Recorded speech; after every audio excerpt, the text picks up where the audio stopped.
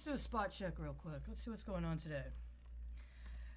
I saw somebody the other night, and I was actually very excited because I've developed an appreciation for this person over the last couple of years I didn't have before. I didn't have a content for having appreciation, but it was ironic. It was like something got swapped out overnight. Let's see what would happen. This would be. Let's see about this. Let's see if this actually happened. Weekly. Man, doesn't seem anything out of the ordinary. Oh, there is a new release, huh? Wait a second. What's this say? What's this say? I hope this isn't an October 17th option. Bristol Myers Squibb withdraws romidepsin RR peripheral T-cell lymphoma indication for lack of clinical benefit. August 3rd, 2021. Well, that would have been yesterday. Did they pull a 1017 before it was reported at 1017? It's kind of what it sounds like. T-cell lymphoma. Well, is this the kind of thing that would have been involved with some sort of testing involving fetal tissue? How long do you go back? Let's see. All right. Well, here's something else to check out. Let's try one more thing. Sometimes these things have correlations, huh? Let's see about this. You know, I check it out every once in a while. No, that's not the correct one. Just like the, you know. Do you feel comfortable driving with me? Do you feel safe? I'm driving. Do you feel safe in the passenger seat there? I hope you do. I'm not trying to make anybody feel uncomfortable. But we have some serious matters that we need to attend to. So let's see what we've got here. Just might take a second. Yesterday was the 3rd. Service contract inventory and planned analysis of fiscal year 2020 inventory. You don't mean like stockpiles? Give me a second.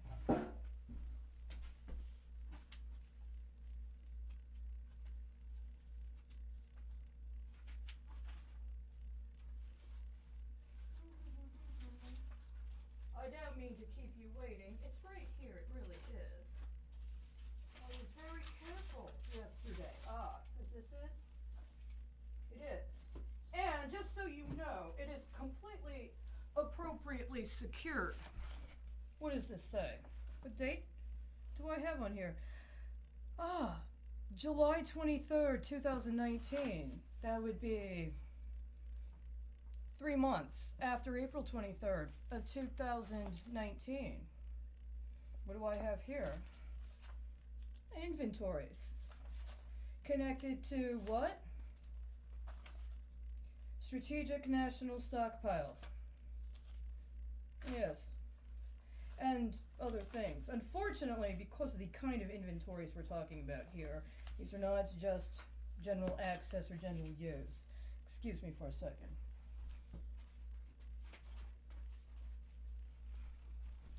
Now, are these inventories appropriate for Agency for International Development? Let's see what else we have. Reassignment of Medicaid provider claims. Okay. Anything else? Conservation Stewardship Program, CCC. See, the CCC in this reference is different than the CCC that would go through the hoe at the SEC, right? Yes, it is. But you might get your CLATA taken care of, especially if you divert through the DEA. Bulk Manufacturer of Controlled Substances Application. 1 withdraws while 2 submit. That's exactly what the accusation was. There's a problem here because I'm only in the E's, right? But I'm not going past E right now. As in Section E. You see, they like to do this thing where they exclude themselves from mandated reporting or disclosure because somehow they think that there's this ability to get covered by invocation of a Section E of HIPAA regarding capital improvement or capital investment in facilities associated with providers of medical care. That something about the actual operational cost or the investment in connection with the maintenance of the facilities precludes people from being required to adhere to patient protections regarding disclosure, including disclosures and consents regarding clinical trials for medication. I'm actually not off track here. This isn't a diversion. It's literally that literal. August 3rd, 2021, Bristol Myers Squibb withdraws romidepsin RR peripheral T cell lymphoma indication for lack of clinical benefit. Lymphoma, you don't mean like something that might compact a lymph node.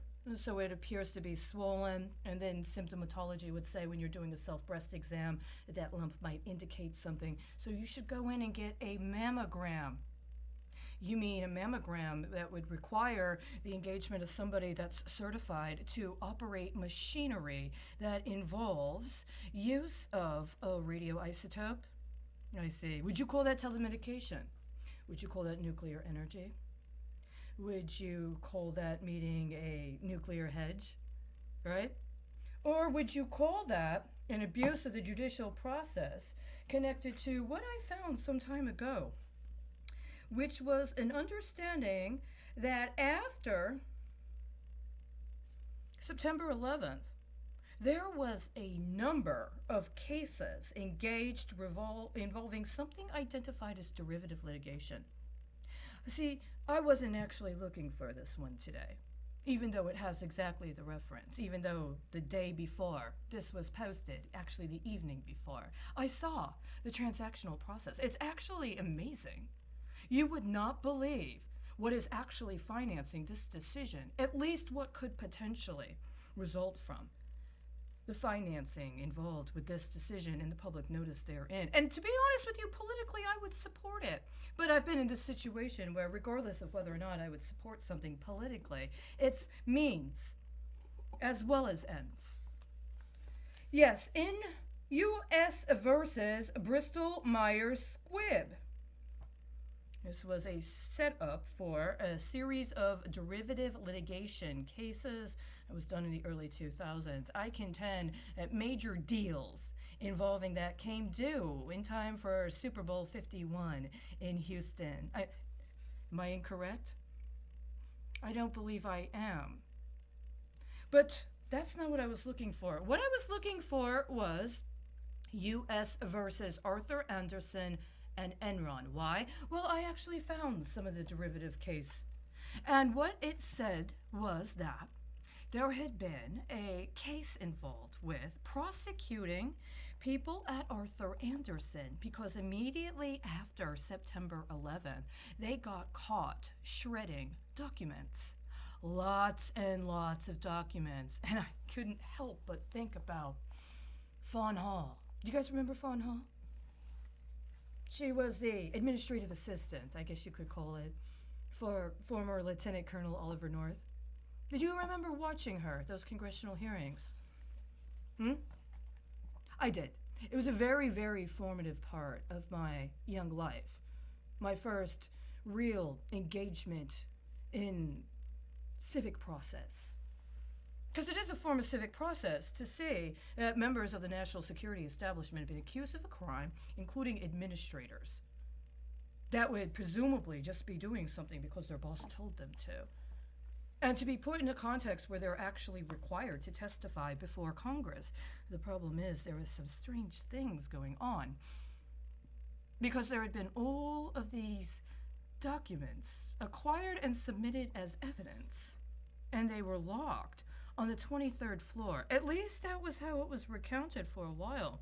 And now the story's changed a little. And on the 23rd floor, there was an office, and in that office, there was a repository of documents that were actually evidence in an investigation that was going on concurrent to other investigations, but in association with investigations, including investigations of the original World Trade Center bombing, the one before September 11th. Yeah. And then I got a little confused. Are we talking about Paul or John? You know, I don't really think they're in my family. Not that I would have minded getting to know either of them. They seem like perfectly respectable people. except they're dead now, right? But at the time this derivative litigation was engaged, the understanding was that what had happened is that people within Arthur Andersen, a specific person, had gotten caught shredding tons of documents, and that as a result of that, there was a derivative litigious process engaged. The thing about these derivative litigations, and I got a number of them: 1, 2, 3, 4, 5, 6, 7, 8. There you go, 8. 8 major cases involving derivative litigation were set up following September 11th. Within 2 years, 2 to 3 years, these cases had been adjudicated. There had been decisions that had been identified and had been committed to in the course of derivative litigation. And a lot of them had to do with accusations of not just securities fraud or things that would be considered white-collar crime, but the associations of those white-collar crimes with potential implications in other crimes that would not necessarily be considered white-collar. A question of, well, how long does one engage in a derivative litigious process? You know, one of these derivative litigious cases involves an accounting firm that was contracted as part of the Pentagon audit recently. Did you know that? Yes. I actually went to their site once. They had what I understood at the time to be information that would have made them compliant with what had been announced as a major timeline in connection with adherence to the Basel Conventions regarding disclosure of information. But what happened is when that timeline came due in July of 2019, there wasn't any direct reporting on what it meant that corporations and other entities were going to be required to engage in more disclosure. What was there instead? There was a derivative report. There was a derivative report that a major global investment management firm associated with other equity and investment efforts had donated a certain metric amount of money to charity. They just donated all of this money, very specific amount of money on a very specific day, to charity. Nobody challenged it. I contend that was a big test. Can somebody like him get away with skirting literal application of the parameters that had been defined in the Basel Conventions? And if he could, then what could anybody else get away with? He's popped up. He showed up. I'm going to do a derivative reporting, and we're going to beta test. We're going to see how people respond. Nobody said shit about the Basel Conventions at that time, at least not publicly. What I found instead were that there were 2 notifications. One was a submission of a formal compliance mechanism associated with what would be required in order to adhere to the terms of the updates to the Basel Convention regarding greater disclosure. But before that could be implemented, somebody filed some sort of request for an injunction, and it was granted. They delayed it. Before the end of the month, when it was supposed to go into effect in July of 2019, they delayed the implementation of those requirements regarding greater disclosure. And then, well, we are where we are now. What case did you think you were going to use to justify how you've done what you've done in the course not only of the 2 years I've been allowed to stay inside, but the 5 years since somebody decided to sign me up for a second round of violations of my rights to due process in connection with their election campaign activities? And what it seems like is now going on exactly 20 years of retaliation against me for how I was a first responder to September 11th and the events of the September 11th terrorist attack. Do you remember? Do you remember what I did? See, let me tell you something. If you were to say that at that point in time, in the course of attempted evacuations, that somehow I was allowed to be engaged in processes of passing through in the acts of asset offloading that were going on, and in the course of that, availed myself of my temporary access to those assets to engage my first response, I would say you would be absolutely legitimate in making that claim, and I would acknowledge it. But that's the only thing that you've done or implied that you would do that would be legitimate. See, I contend I was already in league with him and with others like him, and I think they knew. Is that why you killed them? Or did you just disappear them? Disappearance is actually a political term. It's also a political strategy that has been used recurrently throughout history. I understand a big problem that is afoot right now, and yet not really a problem because of the way it was intended for leveraging, is that there's no political risk insurance to cover political disappearance. I think what you anticipate is you're able to work with what, 7-year terms? And then if you don't show up on site to reclaim your offloaded assets, then somebody else can say, well, they're dead. And now that they're dead, they have no claim. Does that mean effectively all you have to do is kidnap somebody for 7 years and or gaslight and ignore them for 7 years, and then you can pretend for the rest of your life that you don't know who they are or what happened? It would seem to make sense, right? And that is why my accusations of pension fraud were actually very, very serious and done at just the right time, right? And that's why you keep revisiting it, because it's that full of information. The problem is this: it's not derivative. It's not. It's not derivative, and even if it were, there's a process you have to go through in order to engage derivative litigation against somebody that's incorporated.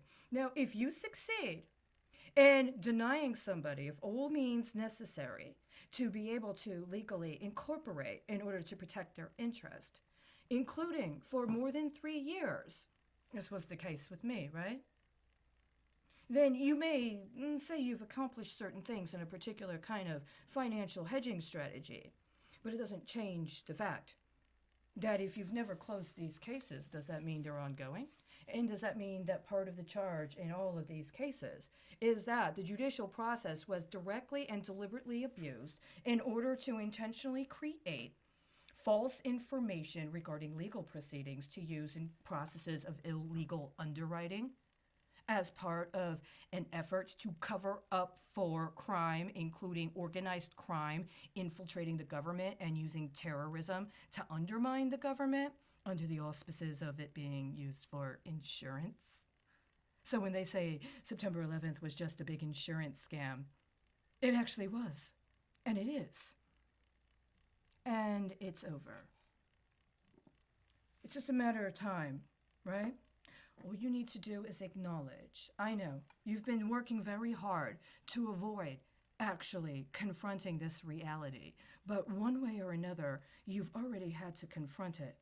You don't have a right to try to engage in these processes up to and including at the level of Treasury. You already should have provided an audit of the Texas Economic Development Bank. The question that was asked, the constitutional question that was asked, had to do with, did the pattern of racketeering activity start with the state of Texas and then get inculcated into the federal system? Or were operators within the state of Texas taking orders from those in the federal government that had conspired to create it? This is actually the same question now as it was this time 20 years ago, isn't it? I believe it is. Don't shred anything. Don't throw out anything. Don't erase anything from your digital files or electronic storage. All of your cyber insurance for acts of hacking has been canceled.